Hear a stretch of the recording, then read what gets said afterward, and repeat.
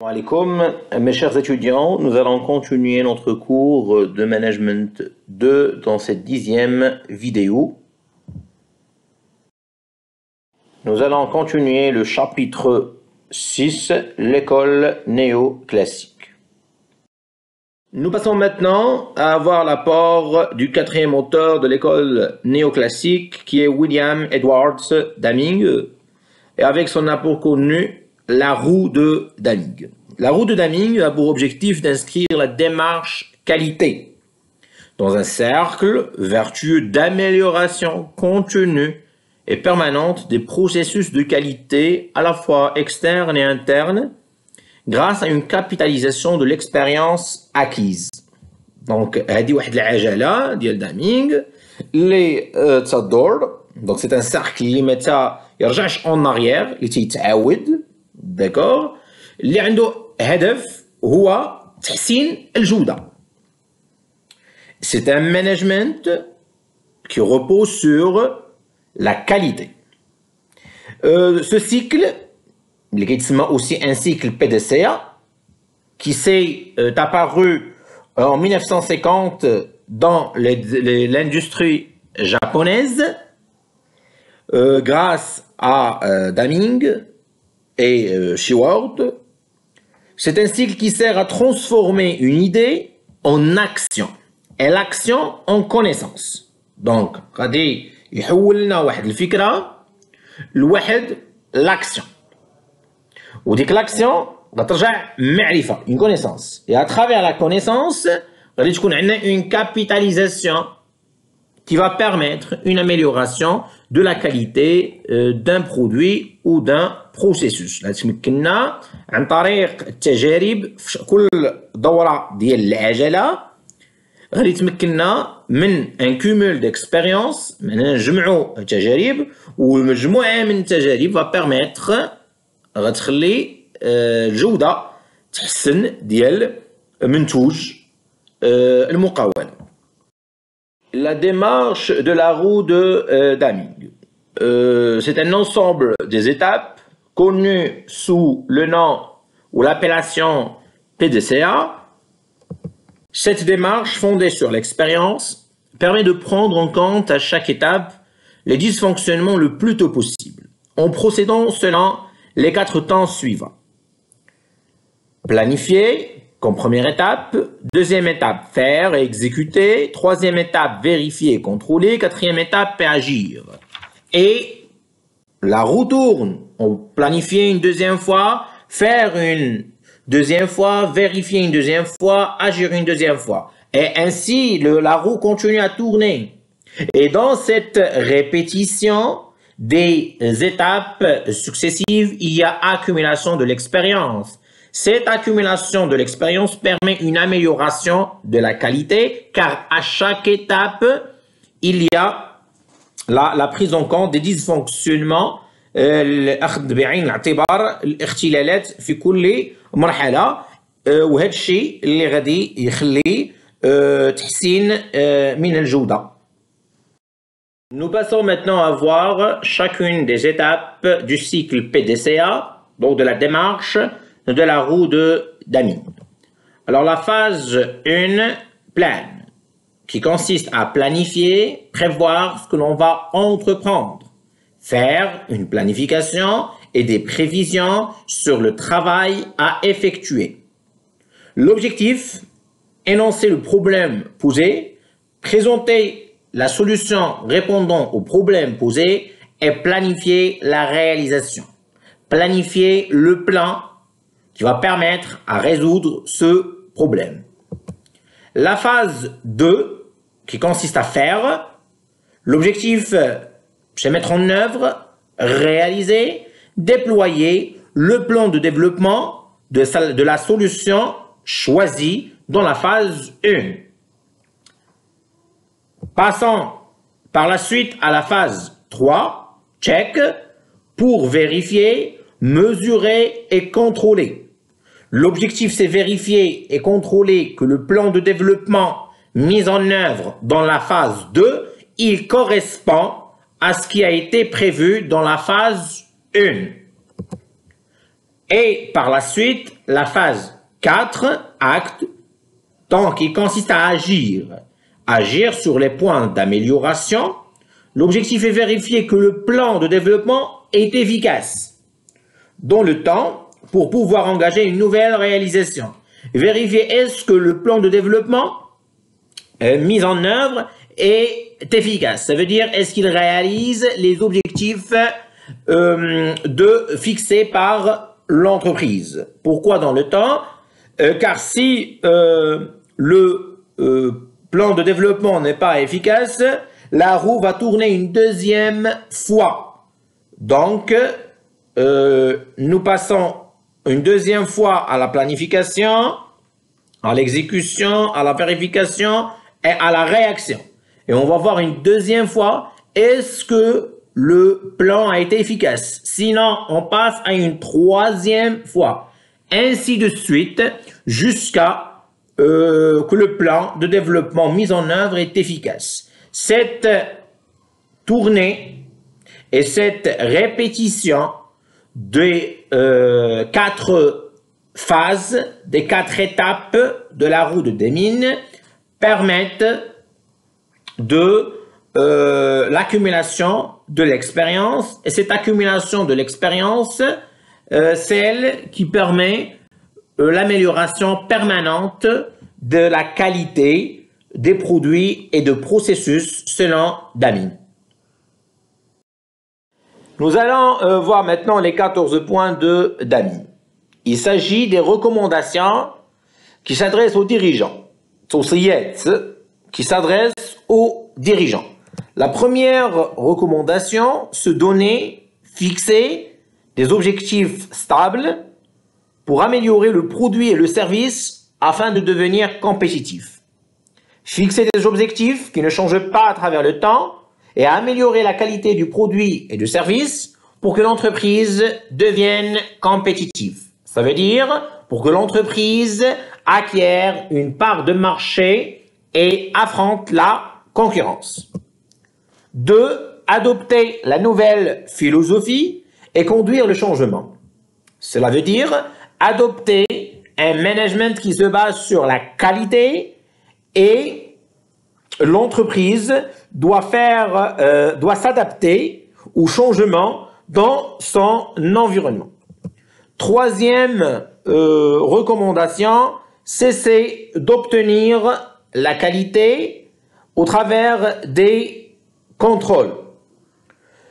Ceci veut dire que la qualité de produit demande qu'un minimum de contrôle et de vérification. La qualité de produit doit être intégrée dès la conception. Quatrième recommandation, tisser des relations de long terme, loyales et confiantes avec un fournisseur unique.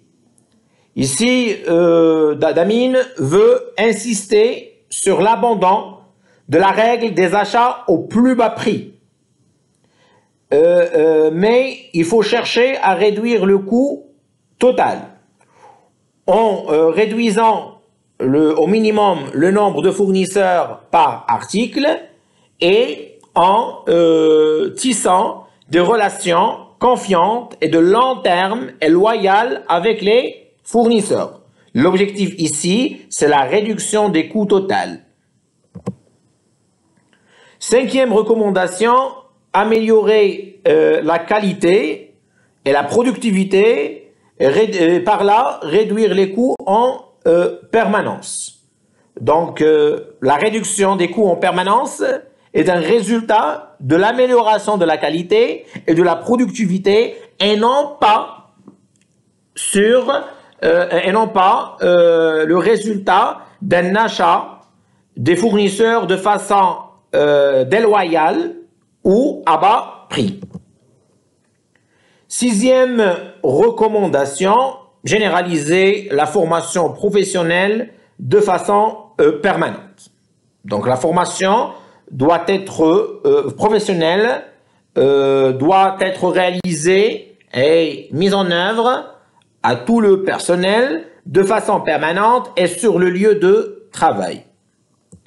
La recommandation 7, améliorer le leadership et dynamiser l'encadrement.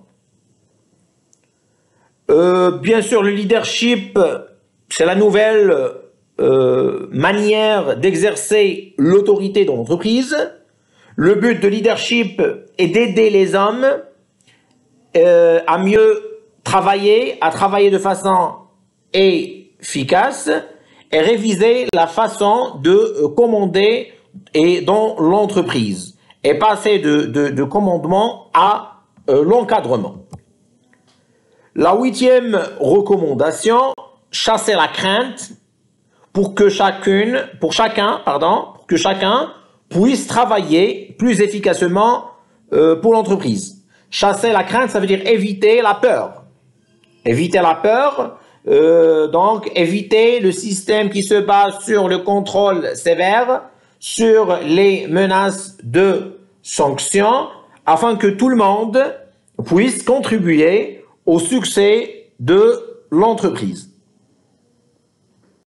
La recommandation numéro 9, les services recherche et développement, méthode, vente et fabrication doivent travailler en équipe pour anticiper les problèmes de production et d'utilisation des biens et des services. Ici, Damien insiste sur la destruction des barrières entre les services. Le travail dans un esprit d'équipe va éviter que les problèmes apparaissent au cours de l'élaboration ou au cours de l'utilisation de produits. La recommandation 10, éliminer les slogans, les exhortations et les objectifs qui demandent au personnel d'atteindre le zéro défaut ou de nouveaux seuils de productivité. Alors ici, Damien insiste sur l'élimination des formules qui demandent aux employés d'atteindre un zéro défaut dans la fabrication pour augmenter la productivité. Ces objectifs qui demandent l'atteinte de zéro défaut et qui demandent de nouveaux seuils de productivité va créer des situations conflictuelles dans l'entreprise. La recommandation 11, éliminer les standards de production dans les ateliers. Éliminer la direction par objectif, les enjeux numériques et remplacer tout ça par le leadership. Généralement, les exemples, c'est par exemple supprimer les quotas de production. Ce que veut dire ici les enjeux numériques sont des quotas de production. Donc Damien insiste sur la suppression des quotas de production ainsi que toute forme de management par objectif. Damien est contre le management de la direction par objectif. Et il insiste que ces méthodes vont être remplacées par le leadership. La 12e ou la recommandation numéro 12, la responsabilité de l'encadrement doit s'exercer sur la qualité et non plus sur des chiffres abstraits. Abolir, supprimer, éliminer la notation annuelle et la direction par objectif. Supprimer les obstacles qui empêchent les employés, les ingénieurs, les cadres d'être fiers de leur travail.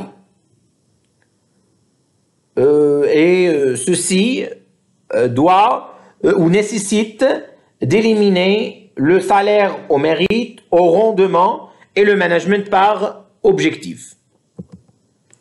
La recommandation numéro 13, instituer un programme de formation et de développement personnel volontariste. Donc mettre en place un programme de formation dans le lieu de travail volontariste à la volonté du personnel. Donc le choix de la formation, du type de formation, de l'horaire de formation, du sujet, du thème de la formation émane du salarié et non pas de la direction générale La recommandation numéro 14, et c'est le dernier point, mettre chacun des membres de l'organisation à l'œuvre pour accomplir la transformation. La transformation dans l'entreprise est l'affaire de tous les salariés, à la fois de la direction générale, à la fois des cadres et ingénieurs et à la fois des opérateurs. Passons maintenant au cinquième théoricien de l'école néoclassique, Taiichi Ohno. L'apport de Taiichi Ohno, qui est un ingénieur japonais, diplômé de l'université de Nagoya en 1932, qui est considéré comme le père du juste à temps, qui est une méthode élaborée chez Toyota. L'apport de Taiichi Ohno se base principalement sur la méthode de juste à temps de JAT. Je ne veux pas entrer en détail dans l'histoire, le contexte. Bien sûr, Toyota à l'époque, au début, était une entreprise de couture. Et par la suite, jusqu'à ce temps-là, elle est connue comme une entreprise de fabrication d'automobiles. Donc cette méthode JAT a été pratiquée dans l'entreprise Toyota. Et déjà le mouvement, le toyotisme, a pris son nom. Donc avec le toyotisme, on produit ce que l'on consomme. Donc il n'y a pas une production pour le stock, mais déjà le client, c'est lui qui va faire une commande et c'est lui qui va lancer la chaîne de production. Il n'y a pas une production au préalable destinée au stock, après elle est destinée au client. On n'attend pas, mais on produit ce que l'on va vendre, ce qui est commandé par le client. Les produits finis ne doivent pas attendre les clients. Donc, il n'y a pas un stockage. On produit ce que veut le consommateur quand il veut. C'est le pilotage par l'aval. J'ai toujours expliqué la relation entre l'entreprise et le client. C'est ça, la relation en aval. Le produit n'attend pas le client va faire une commande, l'entreprise va commencer à produire et bien sûr la vente est garantie et sans stockage. La production est tirée par la demande et non pas par l'offre. La chaîne de production se lance par le consommateur, par la demande. Ce système de production à flux tendu exige une très forte coordination entre les divers acteurs, fournisseurs, transporteurs, fabricants et distributeurs. Cette production à flux tendu est symbolisée par l'usage du système Kanban. Bon, ce système qui consiste à mettre des étiquettes qui identifient les demandes qui passent d'un poste à l'autre en remontant la chaîne de production. Donc dans ce type de flux tendu, dans ce type où la chaîne de production ne se lance que si le client réalise des commandes, est symbolisé par l'usage d'une méthode qui est Kanban, une méthode d'étiquetage qui identifie les demandes des clients qui passent d'un poste à un autre en remontant la chaîne de production. Pour la mise en œuvre du système JAT, il faut respecter le principe du JAT, le principe du juste à temps. Ce principe se décline en 5 exigences qui sont connues sous l'appellation les 5 zéros.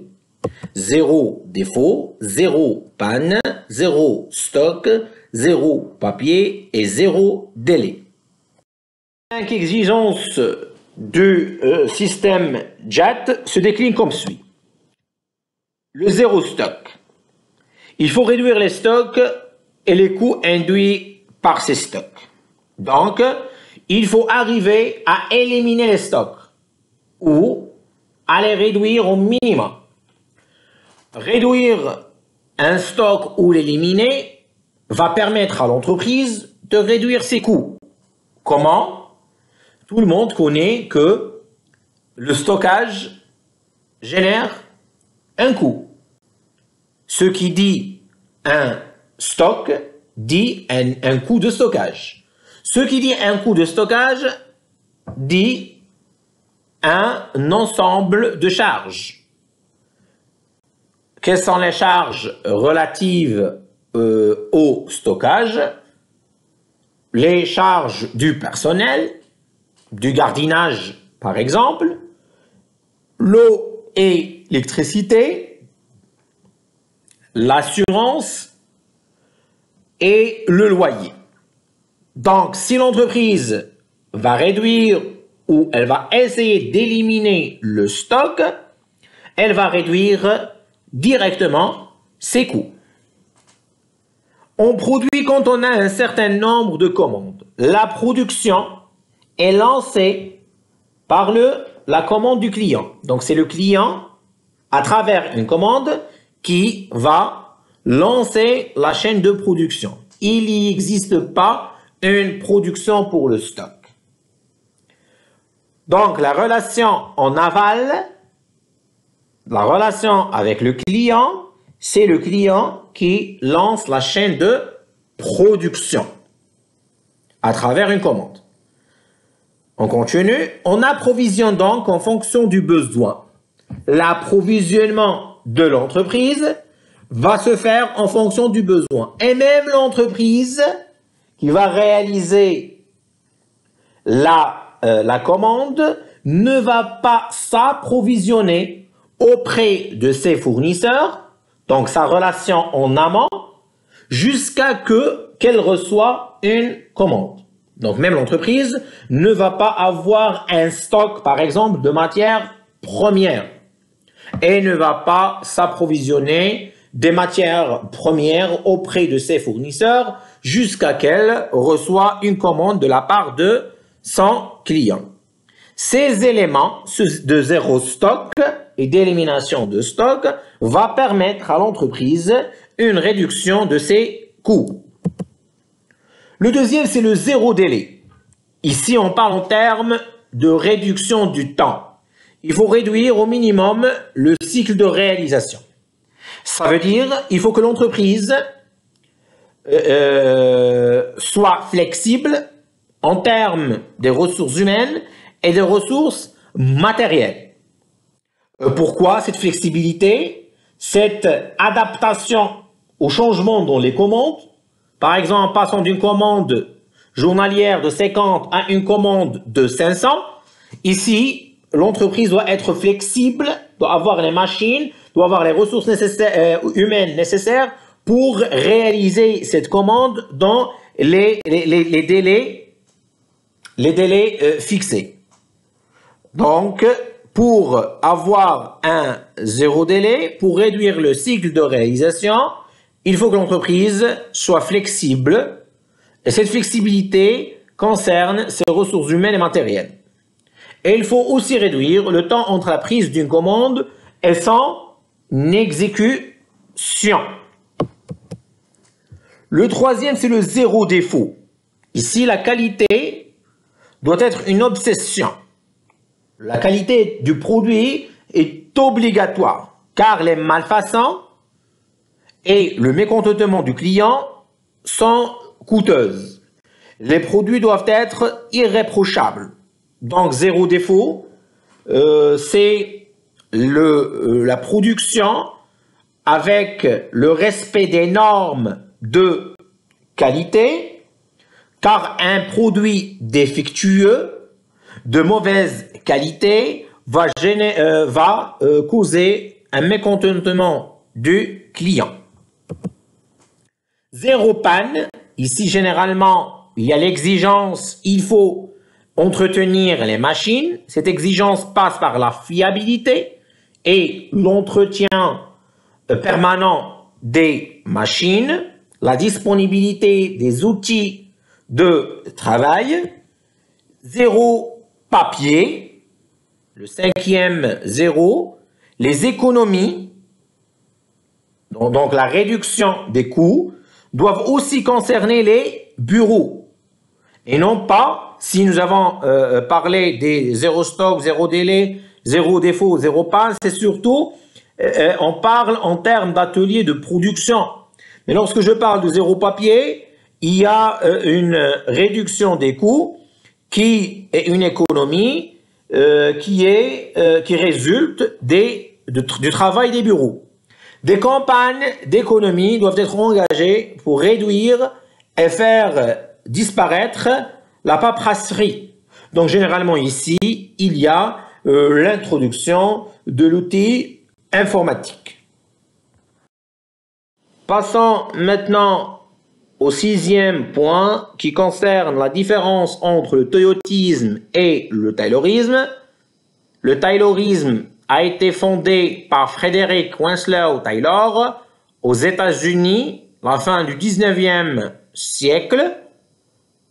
En ce qui concerne le toyotisme, il est fondé par Taichi Uno au Japon dans le début des années 60. Le taylorisme repose sur 3 principes principaux: division horizontale du travail, division verticale du travail, salaire au rendement. Par contre, le toyotisme se base sur le système de juste-à-temps, JAT, qui se décline en 5 exigences, en 5 zéros. Le 0 stock, le 0 délai, 0 panne, 0 défaut et 0 papier. Le taylorisme insiste sur la division horizontale et verticale du travail. Le toyotisme insiste sur la coordination des acteurs, quels que soient transporteurs, fabricants, distributeurs, etc. Le taylorisme se base sur les flux poussés par l'offre. On vend ce qui est produit, on produit en stock et on vend. Par contre, le toyotisme repose sur les flux tirés par la demande. C'est le client qui lance la chaîne de production. On produit ce qui est déjà vendu. On commence pas la production jusqu'à que le client passe une commande et on commence pas l'approvisionnement jusqu'à que l'entreprise reçoit une commande. La dernière diapositive concerne la façon de poser quelques questions relatives à cette vidéo numéro 10 qui concerne la deuxième partie de l'école néoclassique. La première question, préciser l'objectif de la roue de Damine. Deuxième question, expliquer la phrase suivante. Une production à flux tendu. Question 3. Que signifie la méthode Campbell? Question 4. Expliquez brièvement le système de juste-à-temps, JAT, et son principe. Question 5. Expliquez en détail le principe du juste-à-temps, JAT. Question 6. À l'aide d'un tableau, présentez les éléments de différence entre le toyotisme et le taylorisme.